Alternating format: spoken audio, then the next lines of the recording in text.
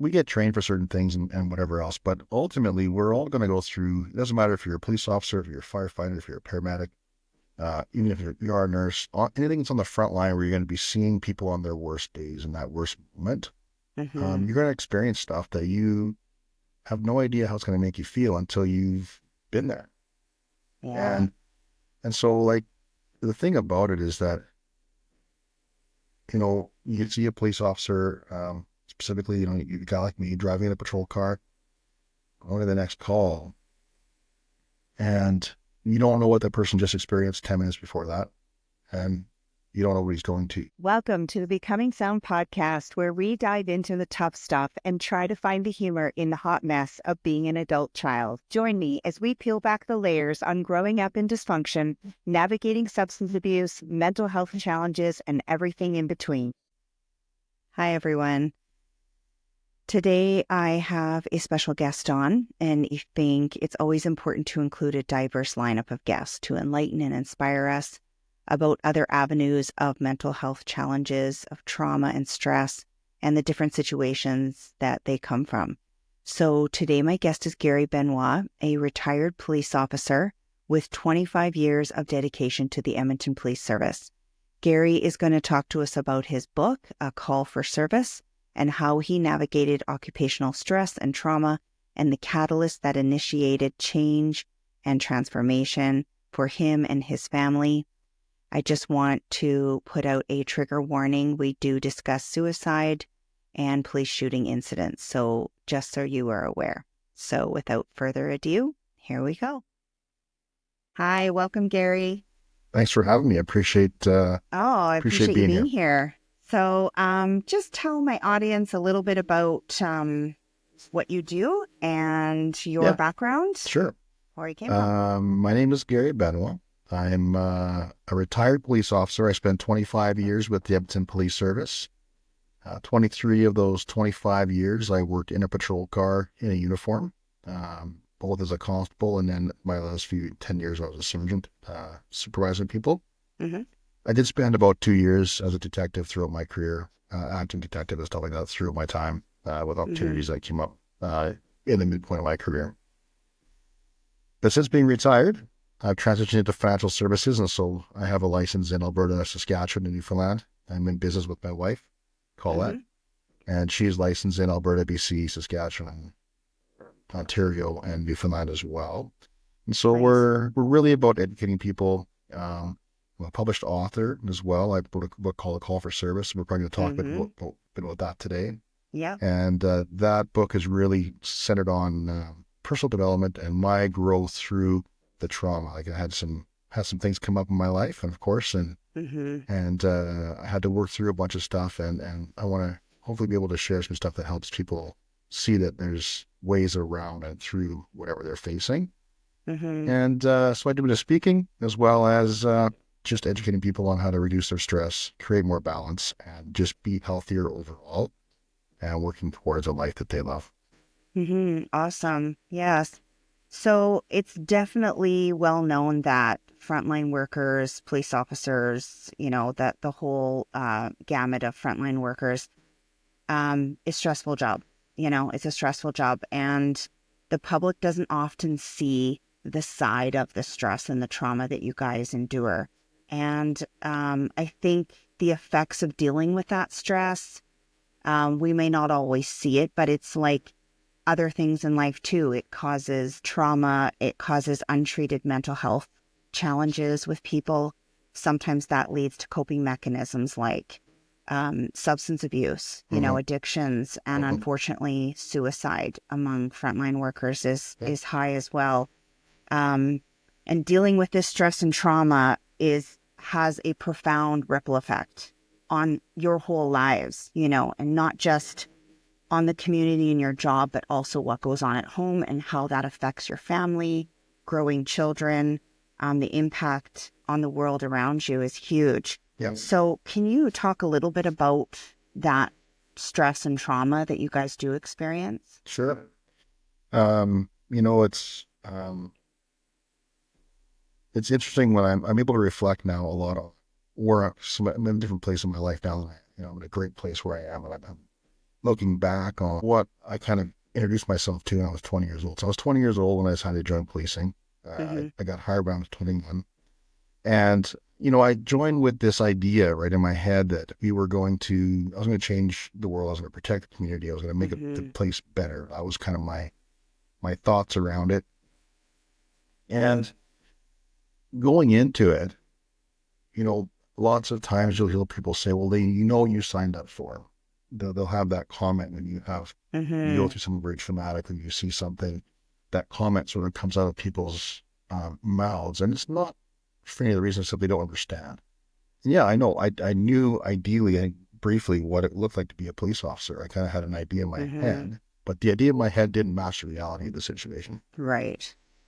And we get trained for certain things and whatever else, but ultimately we're all going to go through, it doesn't matter if you're a police officer, if you're a firefighter, if you're a paramedic, even if you're a nurse, anything that's on the front line where you're going to be seeing people on their worst days and that worst moment, Mm-hmm. you're going to experience stuff that you have no idea how it's going to make you feel until you've been there. Yeah. And so like the thing about it is that, you see a police officer, specifically, you a guy like me driving in a patrol car, going to the next call, and you don't know what that person just experienced 10 minutes before that, and you don't know what he's going to Mm-hmm. when he's on the road. And so on the surface level, we're supposed to be, as someone put it one time, 10 feet tall and bulletproof is kind of what the guy told me. Mm-hmm. Like, Yeah. you have to have that shield. You have to be, because you walk in and you're the calm in that moment, right? You have to take control. You have to not show your emotion, right? You have to think critically. You have to make sure you're following the policies and procedures. You have to make sure that you're abiding by the hierarchy, we have, when people are in danger, life is in danger, we have a check down box, essentially. It's a Mm-hmm. priorities of life, what they call it, right? So your victim is number one, and then civilians are number two, and we're number three, and then unfortunately the offender's number four on Right. that list, right? And so as long as you're doing your best to do that, you know, you're calming that situation down, and you're being the band-aid in a moment for that family, that person, whatever that is. But you can be facing a lot of things. Throughout my career, I was early on too, I brand new pretty well. And my very first sudden death that I went to, my very first dead body was a 16-year-old kid. I was Mm. 21. Wow. And he committed suicide or completed suicide Mm-hmm. by using a shotgun. So I don't got Dice. to go through the details for that, but ultimately you can Yeah. only imagine, right? Yeah. I Uh, mean, can you ever be prepared for that? no, like I don't think there's any person that is, I wasn't prepared because he was only 4 or 5 years younger than I was. Wow. Yeah. Right. And you It's don't tough. really think about that, right? In that moment. And you know what really struck me in that moment, I look back and I think about that time. I mean, the family was just like any other family. Yep. They're, and they had a nice home, lots of great things. Like they drove decent cars. They went out to pick his brother up for a school event or swimming or something, some sort of sporting event, and they came home and they found him. Mm-hmm. And that's really tough, right? Because what do you tell a family in that moment, Yeah. right? And you sort of draw similarities in your own life because you're like, well, this looks like my home, or those things. You get those similarities. It gives you, it's weird. It feels weird, Mm-hmm. right? And then you leave that call when it's all said and done. A couple hours later, my trainer was like, "You good?" I went, "Yeah, no, I'm good." And Mm. off we went to the next call, Yeah. right? Because No in that time to moment, process, right? and you didn't, you know what, we were never really given the allowance to even ask those questions. At least that's what I felt. Maybe we Yeah. did, but in that moment, I didn't want to be that person.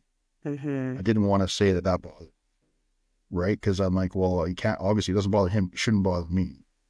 Right. But that's not the way it works, No. right? And there's been a few of those incidents along the way, right? So and it piles on over time. It doesn't just. It's not like you just take it off at the end of the day, right? You Mm-hmm. don't, the end of the day, if you have a bad day, you go to 3 or 4 of those, because, you know, I've been to multiple of those types of calls in a day. Yeah, that's crazy. And then you take your uniform off and you hang stuff up at the end of the day. You just can't take that off your shoulders and put it in the locker and put it back on the next day. Yeah, Right? no It doesn't work kidding. like that. Yeah. Yeah. And over time, I think that it's just like a compounding effect, you know? Yeah. And I mean, that kind of plays into, we don't look at police officers as being weak or vulnerable or to show that level of emotion, right? And so I think that stigma is there as well in that industry to hide what you're feeling. You Yeah, don't for want to be the sure. weak one. You don't Yeah, want to be that guy who's for going sure. to break down, you Yeah, know? for sure. And, you know, then what happens? You have that kind of label stuck to you, Right. right?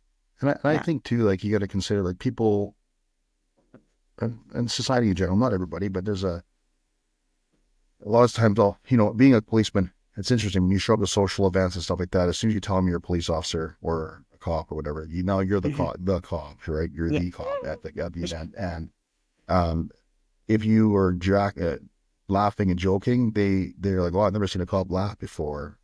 And I they always have know. this stoic look on their face, and they always have this, you know, and they have this idea of what a policeman looks like in their mind, right? You know, and I think the reason why that is because of the fact that when they're at work, when you're in the uniform, right? The uniform and you're the face of everything, especially nowadays with the way that social media is and the way the cameras are everywhere. Like, you have to be almost perfect, which is really, really Hmm. hard to be perfect. But ultimately, you have to show up and not and have that persona, right? It's like Yeah. acting in a way. It's like, you know, you're in a, Hmm. you know, and the movies and stuff as well. They portray policemen that way too, right? Very, very like um, Yeah. no It's a emotion, very stereotype. strong. Yeah, very Yeah. stereotypical, right? Very stereotypical. Yeah. And I think the reason why we have that is because of the fact that it's really challenging if you're at work to show emotion, Yeah, for sure. right? I Because you're not mean, supposed to. yeah, exactly. And I mean, I know that the way that it's portrayed in the media and stuff like that is crazy. I think, you know, I've seen more videos now of police officers in human experiences, you know, like with TikTok and stuff like that. It's so great to see a police officer coming along and playing basketball with a group Yeah, of for kids. sure. You know, like stuff like that is so needed so that we can bridge that gap of, you know, humanizing, you know, Yeah, bringing back that police officers are just human, right? They have the we're just same, people. yeah, just people. They Yeah, have the same level of emotions and yeah, stuff like that as everyone else. So yeah, yeah, that's huge. So I want to ask you about looking back, what would have been helpful in navigating a lot of this stress and trauma for you? I know in yeah, your book that you talk about kind of 5 things yeah. that you would have done differently I with think what so. you know now, right? I think uh, the 5 things. I'm going to come to that in a minute. I think it's important to Hmm. know that as you go through your career, things are going to happen, right? And so, like, Yeah. I know my book is focused around kind of all the stuff that led up to my shooting. I had a shooting in 2007, an officer shooting where I had to be Hmm. in use a threat competition with a guy who tried to kill me with a vehicle. But what happened at that moment was that things really sort of like changed from the after that. It's a 45-second interaction where things happened. But in that moment, things really changed. And when I look at that moment, I look back on it. I didn't have like I equate it to someone, you know, if you had a box that was in the basement or in an attic that had been there for a long time and you put all the stuff you had in it and you tried to move it to make space Hmm. and the bottom falls out. That's kind of what it was like in that moment for me. Yeah. And so looking back on it, like I know the 5 things. I'm just gonna pull the book out because I Yeah. think it's poignant. Awareness was really key in my opinion. Like I didn't know I was having trouble. Like I thought I was really good at putting things away in a box. I Hmm. didn't realize I was slowly unraveling. And there was little indicators along the way that I never really paid attention to. Hmm. And I wish I had the awareness of that in that moment. So going back, I would just be more aware of what I was feeling, more aware of how I was behaving, how I was showing up at different things, right? I think that's really key. Number two, that spiral, right? So the idea that we're finding ourselves, I was spiraling sooner than I realized. Like I was already spiraling. I was already out of control. By the time I realized I was out of control, I had this aha moment, this one thing that I had to do before I was faced with that ultimatum, essentially, of my life. I was spiraling for a couple of years, Do right? you want to talk more to that? Because I think it's important for people to understand what that Sure. looks like. And then Yeah, we'll come back to those steps. But yeah. what does that look like when you're going down a dark hole you just So I was super can't angry. see? I was really angry. I was angry at the media. I was angry at people. I was angry at bad guys. I was angry at, if you weren't wearing a uniform, I didn't talk to you, right? If you didn't have a uniform on, I didn't talk to you. If we went to social events and there were people there, I would avoid people because I was like, I don't have the energy to even speak to these people. I was drinking a lot, and my drinking increased. I was working overtime a lot, and I convinced myself I needed the money, and so I was working overtime. So I was really subjecting myself to more of the stress that I was trying to get away from. But work was the only place that I kind of half-assed felt. So, and then after work, we would drink. Right? So I would do that, Yeah. and then I would come home, and not proud to say, but I was not home. I was home, but I wasn't home, right? I was not doing things around the house. I could barely remember conversations that were being said. Things that I had to get done, I wasn't remembering any of it. I was just not even showing up. I had a young boy. He was 18 months old, 2 years old, probably a little bit older, 2.5, 3 years old. And he was able to come and walk at your attention. And, sometimes he'd be there trying to get my attention. I'd be on the couch. TV was on, but I wasn't even seeing the TV. TV was on, but I wasn't watching it. And he was trying to get my attention. I remember him, I don't know how many times I said Dad before my wife yelled at me in our classroom, said, hey, pay attention to yourself. It's like complete detachment, hey? Yeah. I was just so, and you know what? I was just so spent. I just felt absolutely exhausted. And so worried I was going to leave my family behind.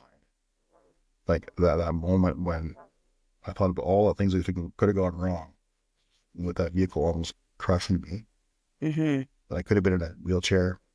I could have been dead, right? Even my way. And what I was actually doing was because I was so focused on that, leaving them behind. That's what I was doing, and I was still there. Yeah. And so it seems subtle, right? It feels like you're doing all the things you need to be doing, but you're not. The communication between Colette and I just absolutely broke. When I was at work, we would text back and forth, and that's the best communication we could have is text messages. We didn't speak to each other. Not really. We did, but we didn't. At least I didn't remember it. I don't have a recollection of any of your conversation at that time. Yeah. And then there was a moment when I bought tulips. I bought tulips, and we probably had, I don't know, even know why I bought the tulips. It was probably because I did something stupid or was Peace offering. Whatever. It could have been a peace offering at that moment, but I bought tulips. I brought them home, and when she opened the flowers, she started to cry and get really angry at me. And the reason is because those were her most hated flower in the world. And all it symbolized to her was that I was not listening to her. Yeah. Right. And so it's interesting, right? When I look back on it, and these are tough moments to remember, because I just don't feel good about any of that stuff. It doesn't feel good to be like that. You don't get into a relationship, into a family, and that's not the path you want to be on. And it's, once again, it wasn't like I was abusive. It wasn't like, there wasn't like there was a lot of other stuff going on. I just wasn't there. Right. Yeah. Just absent. Yeah. And I think that the spiraling, for me, that was my bottom point.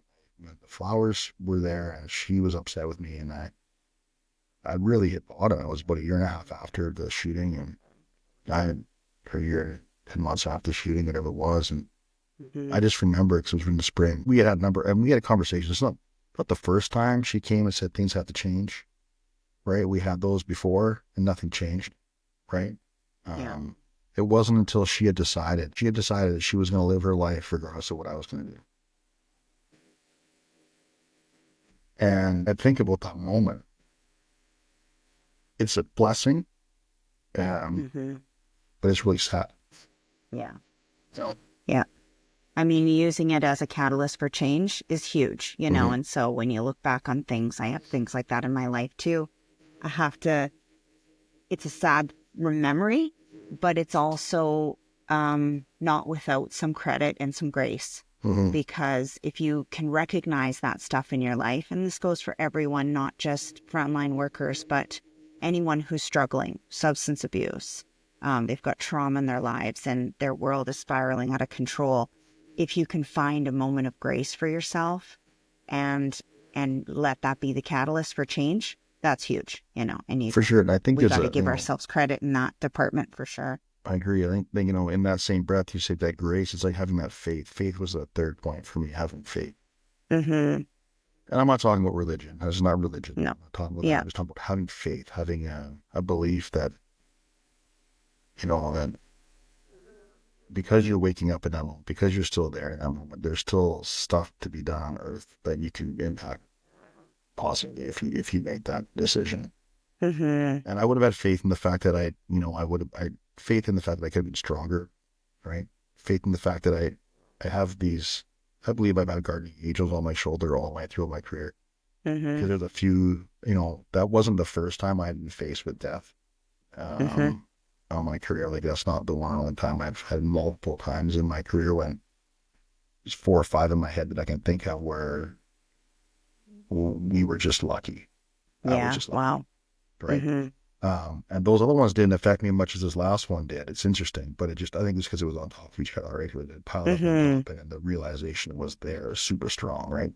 Yeah. But that faith piece that you're being looked after. My grandmother, God bless her, I think she's my grandmother, 93 or something like that right now. Oh, wow. Just absolutely, you know, crazy that she's still with us.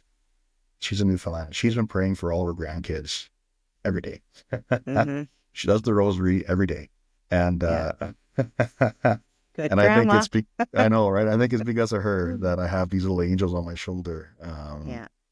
As a result of her faith in something greater than her, right? And so and that's been a big change for me as well. So that's been good. Yeah, that's awesome. Yeah.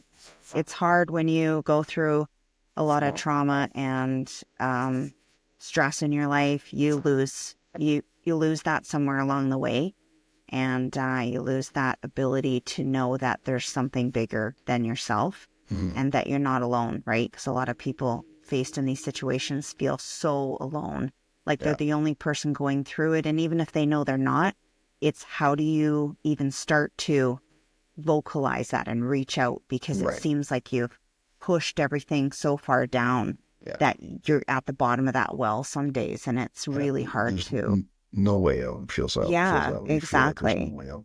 You know, a mentor said to me when I was on my journey to come back to where I am, and he mentioned, like I say, one of the things is acknowledge where you are, right? Being okay with the fact it is where you are. And what he said was this: it's just where you are.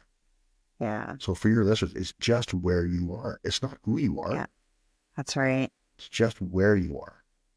And the moment I made that distinction, I realized that, well, I can change where I'm going. It doesn't change, and I can better myself along the way, but it doesn't change the fact that I am who I am. Exactly. Right? Yeah. That's really powerful, because there's, I think just remembering that core piece for people is you're not your trauma. You're not your circumstances and all the stuff that's showing up in your life. That's just what's going on around you. And it's just where you're at the moment. But yeah, it's super powerful to help people understand that you have the ability to to do something different, Right. right? And that you're not those circumstances. So what did you actually do to create change and open opportunities for yourself? Yeah, absolutely. Like, this is the first thing and the most important thing. And I didn't know it at the time. I didn't realize it in the moment, but this is, if I can provide some awareness to people so they can see it from their perspective, is that I made a decision. Mm. I made a decision. So the tulip thing happened. We have a big, long talk about she's going to live her life and continue to grow and do things differently. She's not living like this anymore. She's done with it. And then she's like, you do what you want to do. I would love for you to come with me, but that's up to you. And because too often I think we try to change people. I think too often we try to impose our will on other people, and that doesn't work. Yeah. It has to be our decision. And in that moment, I sat down and I really reflected. And, I knew the road that I was traveling. I knew that it was going to be divorce and separation of assets and start over again. Or I could decide for something different. And I decided for my family in that moment. So I decided for my family. So I was going to do something different. I was going to change. I didn't know how. I didn't know what the road was. I knew it looked very scary, and I didn't know how. I didn't have any clue what the next road would have for me. Right? I had no idea where it was going to take me. But I decided. No, I'm not losing my family. I'm going to be there for them. I'm going to do whatever I got to do to get to where I got to be. I'm not sure what that is.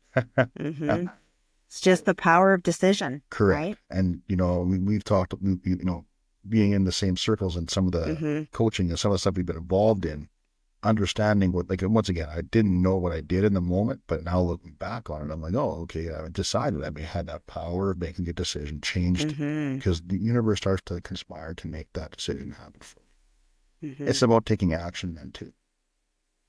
So that's the number 5 thing. I would have just been taking more consistent action in my life. Yeah. Right. And for me, the next step was just educating. So I got a book, threw me a book called the 5 Love Language book.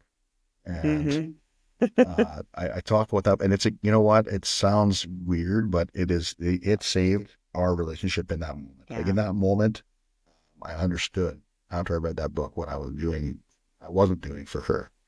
Yeah. And then I decided to show up differently. So I tried to show up, and I didn't do this perfectly. Like I'm going to talk about it very linearly. Like I did these steps and these things happened, but it was like I did a lot of falling down. Of course, because I had a long ways to go. Yeah. So I was trying to do better by taking the trash out and doing the dishes and being more mindful when I got home, like putting my mind to being focused on what was happening at home and listening to conversation, like actively listening to some conversation that I wasn't listening to before. So those little steps started to compound. I got lucky at work. I got put in a detective spot, an acting detective spot, and I spent a year off the street, which was absolutely a blessing for me. Because it gave me some time away from all the frontline stuff. Yeah. To help me work through that in that first year. And then, but that wouldn't have happened, right, if I had made a decision, ultimately, right? You make a decision. I say I got lucky, but that opportunity came as a result of me making that decision. Yeah. Right. Decision opens doors, Correct. Right? That you didn't know were there otherwise, and right? And then I got really curious about mindset.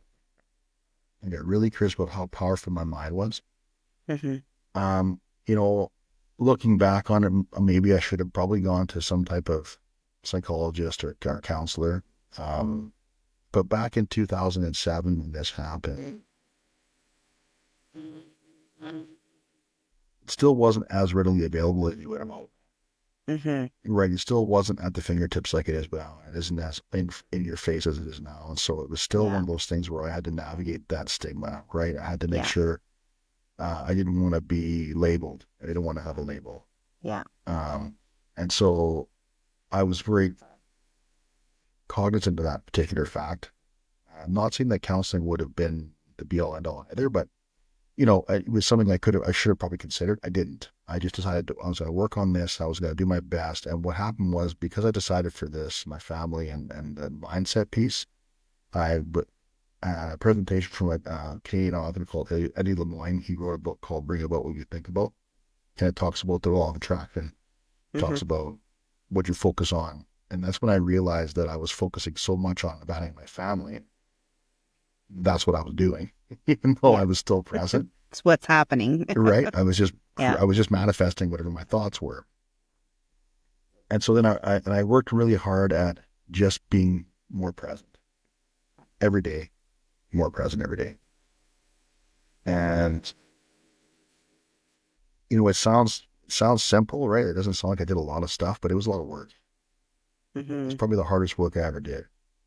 Yeah, I think shifting your mind, awareness and shifting your mindset is some of the hardest work you'll ever do, but can lead to the most rewarding things. And it does. It sounds simple to say, it's not. Yeah. It takes conscious effort daily, moment to moment, hour to hour. Yeah. And I stopped drinking. Good for I you. still have a beer or two now and then, but I don't drink I don't drink like I used to ever. Like I don't know. I look back on it now, but I don't know how I did that, but I did. Mm-hmm. Um, That's a coping mechanism, right? You use it 100%. to numb pain. Yeah, And for sure. that's where So that road leads. that's really gone away. And then of course I had a few mentors show up. I had a couple of guys out of the States, Dr. Dave Braun and Dr. Troy Amdo. They started something called ULA. Mm-hmm. So it's just about balancing your life. And I never looked at life the way that they frame it. So they framed it in a way of 7 key areas of life: Mm-hmm. fitness, finance, family, field, faith, friends, and fun. The 7 F's of life. And when I was able to see that moment, and a lot of this happened as a result of Colette too, right? My wife, I got to give her a lot of credit, because I wouldn't have been introduced to ULA if it wasn't for her. Because Mm-hmm. she was still living and growing and doing all the things, and I was trying to catch up, right? Mm-hmm. Like she told me she was going to go do some stuff, she went and did some stuff. And I supported her at every turn, because that was my step to take. And so I give a lot of credit to her, because ultimately, if she hadn't have really been focused on trying to better her situation and eventually our situation, I wouldn't have been able to be exposed to some of these things. Mm-hmm. And but what I did really well was I just said yes all the time. Good for you. That's a key point. So like the things I did do, I was like, yeah, no, if she said an idea, I said yes. It didn't matter what the idea was. I just said yes. Yeah. It's like And you become open, right? yeah, it wasn't Yeah. because I was trying to like appease her. I just thought, well, so far I'm feeling better and things are getting better. Yes, let's try this. Yes. What did we have to lose? Like at this point, we had nothing to lose, right? That's right. Right. And now we were coming closer together. Our communication was getting better. Mm-hmm. And then we went down and I saw life put to me in those 7 areas. And, we'd set goals like it's anybody else, right? New Year's comes around, we set goals in fitness, we lose some weight, right? We get better, more fit, right? I want to save more money or make more money that next year, right? Finance goals. Maybe you'll have a career goal. I'm trying to get promotion or find a new job, whatever. Those three areas. And I never hit any of them anyway, because the way you set those goals, and by February you're usually by the end of January they're out right? the window. Yeah. But I never considered what a family goal would look like. I never considered what a friend goal would look like. Mm-hmm. Like having people around you that lift you up and support you. Like I never thought about that. That never even entered my mind. Right? Yeah. I never thought about a faith goal. What does it even mean? Right? Yeah. Faith. Huh? And I would have said I was not faithful at all. But what I did in the beginning too, I turned to gratitude. Gratitude is a part of faith. Mm-hmm. I was grateful to be alive. I was grateful to help my family. Mm-hmm. And I was grateful I had a job. Right? And so I was grateful I could still do some things, and I had an opportunity. Right? And so that was great. So I'm like, okay, well, I'll start with faith and gratitude. That's great. I can do that. That's cool. So I started to have a gratitude journal every day. Right? I never thought about that before. And then fun goals. I mean, who the hell plans their fun? Who really plans goals for their fun? I mean, I never did. Yeah. I just did things I thought were fun, right? But I realized I didn't have any like hobbies that really lit me up. So as a result of all of this, I can see that there's balance there. And he talks about it. If you've been to a circus in a while, have you been to a circus? Yeah. And I Have you? haven't, but I'm No. familiar. Yeah. So if you've been there and you have the guy that spins the plates on the sticks, seen that guy? Oh, yeah, yeah, yeah. Yeah.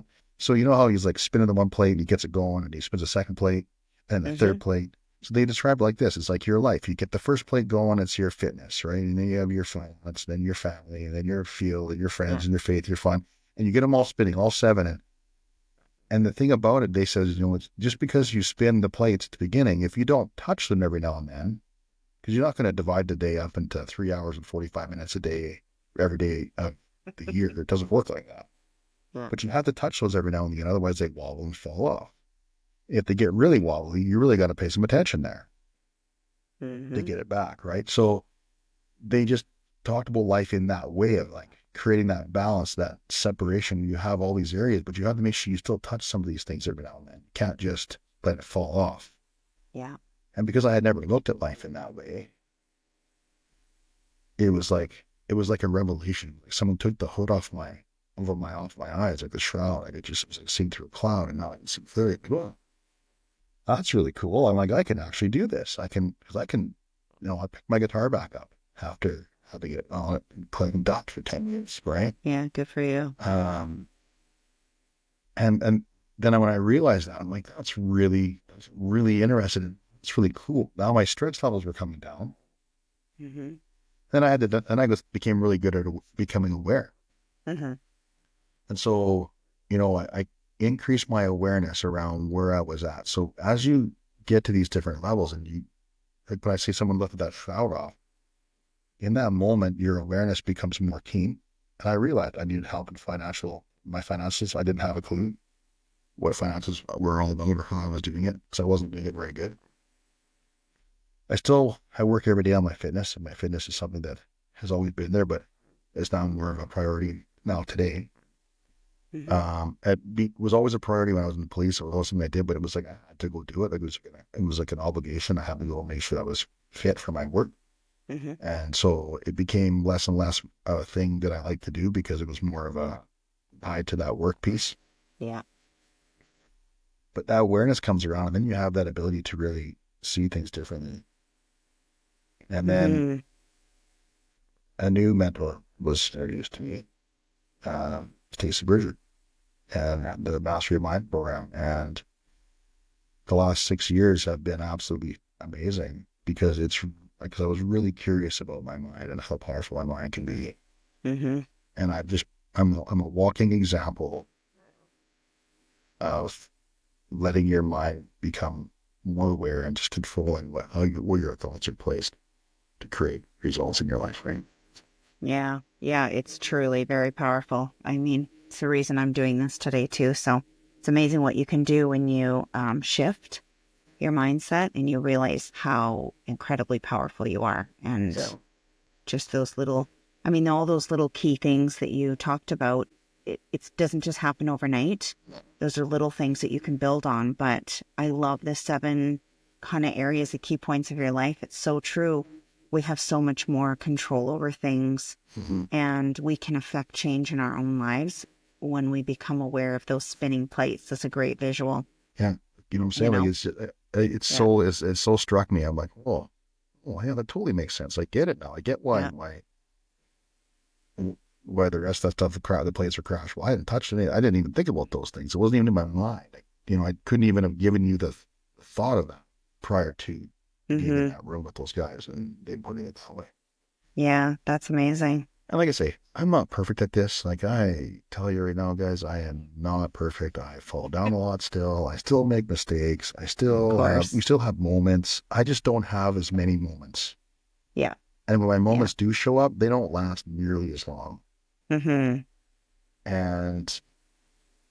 it comes with it just comes with practice over like being able to switch your mindset and change your energy and recognizing when you're in a bit of a funk, because life's still going to throw stuff at us. Like, what I love to say to people too is that just by doing this, your life isn't going to be perfect. Like life is going to still throw things at you that are going to cause you to have to navigate stuff. Right. And I also believe that resilience in the face of kind of trauma or any kind of like crisis is truly a choice to just walk through it. Mm-hmm. You have to walk through that to get to the other side of it, and asking better questions. And that's something I learned in the last 6 years. By asking different questions, I was able to really, truly like come from a place that made sense. What did I learn from all the stuff that I did through? I couldn't be sitting here with you, Krista, today, having Yeah. this type of conversation if I hadn't gone through all of the things I had already gone through. Yeah. Right. 100%. And then you ask better questions, right? What did I learn from all of that stuff? What was it there to teach me? Who did I need to be? Who do I need to be today to show up as the best version of who I am with all that experience? Mm-hmm. As soon as you start answering those questions and really understanding that, then you have gratitude for everything. Good, the Yeah. bad, the ugly. Like, I mean, there's some ugly moments in my career. Yeah. I There's mean, some but ugly moments. growth isn't without ugly, right? No, for sure. Yeah. It's not And without pain and the trauma and a certain amount of suffering I think that's just human life. yeah, It's the nature of being human and it's how you deal with it and how you build that resiliency in your life and how you're able to tackle things. for sure. And I think that speaks to, I mean, your wife Colette, but also having coaches and seeking out people that can help you grow in ways that you never thought you could. That speaks so strong to having a support system. Absolutely. And setting that up in your life is crucial for change. Yeah, for sure. Like, I think that there's, well, you live it too. You're that, appreciative of the choir a little bit, but, for your listeners, like, ultimately, you can't really do it alone. You can, but not effectively, because you can't see your own blind spots. And, my wife, was a good catalyst in the fact that she wasn't really a coach to me, but she was a driving factor and a lot of the reasons why things showed up for us, like as well, right? Mm-hmm. I had to be willing and open. I had to have some willingness, right? There's like the transformational willingness to transform myself into something different. Yeah. And I knew I that think she had a level of awareness too that, that person in your life she just had that enough level of awareness about herself to help you see your own stuff, right? To enable you to see your own stuff. And that's crucial. She might not have been a coach, but she sure was coaching you in the moment. For sure. And I said yes. And like I said, when Stacy shows up and when the ULA guys show up, I could have been a no, right? But I was absolutely willing to give it a shot. Yeah. I remember we went to Dallas. So the ULA guys, the very first time I saw those guys was in Dallas, Texas. Actually, Fort Worth. And I remember when Colette's like, I'm selling my photography gear, I'm closing the business, and when I do, we're going to Dallas for this event. And I'm like, you're going to do what? So she's going to close our business that we've been working on for like 8 years and sell all the stuff. And then she's going to go to Dallas for this one event. This is what it's going to cost us to get there. And I sat there for a minute, and that the condition based thinking is that doesn't make any sense. Yeah. That's crazy talk. Yeah, exactly. But I'm like, well, you sound pretty convicted and decided. So, okay, sure, let's do this. Once again, not having any idea what it means. And I go, what's this event even called? It's called Palooza. It's going to be awesome. And I'm like, I don't even know what that means, but sure. Okay, let's do this. And so within like 4 or 5 weeks, all the gear we had was gone, right? And we had enough cash, because we didn't have the cash to go to Dallas otherwise. And we went to Dallas, Texas. I thought to myself, you know what? If this event sucks, at least I'm going to see Dallas, Texas. That'll be Dallas, Texas forward. That'd be cool, right? But I had that willingness just to lean in that moment. I mean, I could have just said, no, we're never going to do that. And, it would have been a totally different thing. But in that moment, it was like, yeah, that makes sense. It didn't make sense, but it's just, okay, let's do this. On that faith piece of this is the step we have to take, which seems crazy. Even looking back now, like I think, man, I don't know I don't know where that came from, but I guess it's Yeah. exactly what we had to do, right? So Yeah. it's pretty funny though. Willingness, right? I have a good Yep. chuckle about it now because I'm like, wow. That's awesome. So I know you, this is your book. I'm going to show everybody here. Yeah. It's awesome. You can get it on Amazon, and it's a great read. It gives you a lot of insight into what police officers and frontline workers go through. It was eye-opening for me for sure. And there's a lot about the transformation and tips and stuff. Um, but one last question I want to ask you, just, I know there's stuff in the book, but if you could kind of narrow down one piece of advice for that 20-year-old guy, Oh, what would it man. be? You know what? Hmm. I have a few things in my head, and I'm just I'm trying to figure out what would be the best piece of advice. But ultimately, what I would say to myself if I could look at myself back then, I did some things right when I was joining policing. When I decided to go for my policing career, I didn't understand what I was doing, but I had made a decision to get into policing. And in the face of everybody telling me I would never want to get hired because I'm 20 years old and no one hires 20-year-olds and you have no experience and you quit university to do this. This is dumb. I just was decided and really focused. But I think it's the awareness piece. Just be aware. Mm-hmm. Have your mind open to how you're feeling. And when you feel it, you need to talk about it Mm-hmm. and you need to process it. Don't just put it away. And if it's not, find someone. It doesn't matter who it is, just whoever it's going to be, just find someone to talk to. Yeah. And the second thing I would tell myself is, one, it's okay not to be okay. If you're not feeling okay, that's fine. And two, it's, you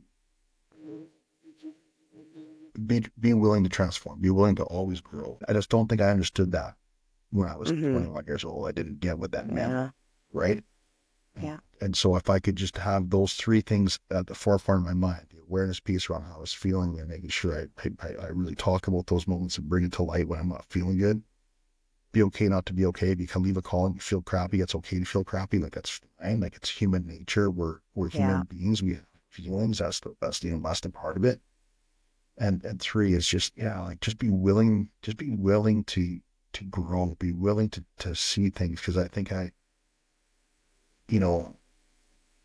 just wasn't that willing as I got into my career, things were changing. I'm just not willing to see from that perspective. Yeah. That's awesome advice. Yeah. I think it's really crucial too, because there's, when you're 20 years old, you think you know a lot more than you do. I mean, you think you know a lot, right? And so you're a little close to listening and growth at that time in your life, right? So I think that's great advice. So what have you got going on right now? What would you like to plug out there, and what do you got coming up? Wow. We have so much stuff on the go. When it comes to the speaking side of things, if anybody's looking for a keynote or a small workshop or whatever, just to open the doors to get some more information on what this awareness kind of looks like, how to implement that for your leadership, for your employees, because it can be applied across a various number of things, right? You can have a lot of things that you can get from this that you can actually improve in your workplace and have better workers and have more productivity. There's that. Also, and we always call, my wife and I have the Frontline Resiliency Project, and that project currently sits with a documentary that we have. I just want to, we have it. It's sitting there. We are looking for options on how to get it produced. So if anybody has any ideas, that would be amazing. We would take any suggestions possible for that. Awesome. And then on the financial side of things as well, we're growing and expanding, and ultimately, we would love to have a conversation with people about what it looks like for them in their world, and we can provide some education and some services. All of our work we do complimentary, so none of it costs anything to anybody. And so we can explain how that works when we get together, but ultimately we work with people for nothing, because we want education to be forefront of everybody's mind, and we want sure they can do things. So they're looking for someone to kind of have a conversation about where they're at financially and how to build themselves a better nest egg or con themselves out of a Grand Canyon or ad with that, then I can help them with that because I've been there. Well, that would be beneficial to a lot. Yeah. Yeah. So thank you so much. That's awesome. And I will post all of those links in the show notes. People want to get in touch with you, and where to get your book, Yeah. and and all the avenues Yeah. that you're. Perfect. Appreciate that. Yeah, books on Amazon, like I say, just pop on there. It's Yeah. yeah. Yeah. I appreciate you taking a read. I appreciate you having me here. Like I really do. Oh, Like from the bottom of my absolutely heart. my Like pleasure. it's always I always find this really enjoyable, and I appreciate your time, and I appreciate that you have this for your people, and those that are tuned into this and are subscribing to this and they're coming back to this. I think it's great, and I really love the fact that you're doing this. So thank you. Yeah. Thank you so much, Gary. Well, thank you. It was absolutely my pleasure, and I hope we can do it again sometime. Absolutely. Okay. Thanks. Thank you for joining me today on another episode of Becoming Sound. If this episode resonated with you in some way, please share it with someone you care about, and don't forget to hit the subscribe button. It helps to get this information out to more people who may need it. If you have a sec, I would love a follow on Apple Podcasts and Spotify. While you're there, hit the 5-star rating and give me a review. When you're scrolling, follow me on my social platforms, and I would love to hear your comments and feedback. Have a fabulous day, lots of love and gratitude from me. Please note, the views, information, and opinions expressed during the Becoming Sound podcast series are solely those of the individuals involved. The content of this podcast is to educate, inform, and for entertainment purposes only. This podcast series and the content presented does not constitute for medical or other professional advice or services. If you are in crisis or in need of help, please contact your medical or professional provider.